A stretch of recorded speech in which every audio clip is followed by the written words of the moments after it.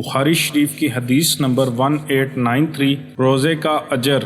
بسم اللہ الرحمن الرحیم۔ السلام علیکم، welcome back to my channel beautiful Islamic creation. حضرت ابو ہریرہ رضی اللہ عنہ سے مروی ہے، رسول اللہ صلی اللہ علیہ وآلہ وسلم نے فرمایا، اللہ تعالیٰ فرماتا ہے ہر ابن آدم کا عمل اس کی اپنی ذات کے لیے ہوتا ہے سوائے روزہ کے۔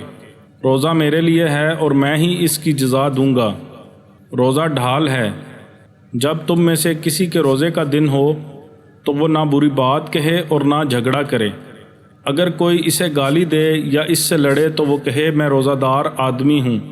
قسم ہے اس ذات کی جس کے قبضہ قدرت میں محمد صلی اللہ علیہ وآلہ وسلم کی جان ہے، روزہ دار کے منہ کی بو اللہ کی بارگاہ میں کستوری کی خوشبو سے زیادہ پاکیزہ ہے۔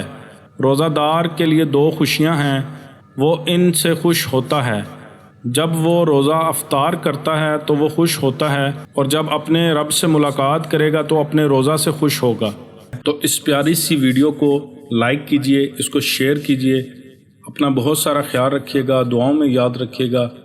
السلام علیکم ورحمۃ اللہ وبرکاتہ۔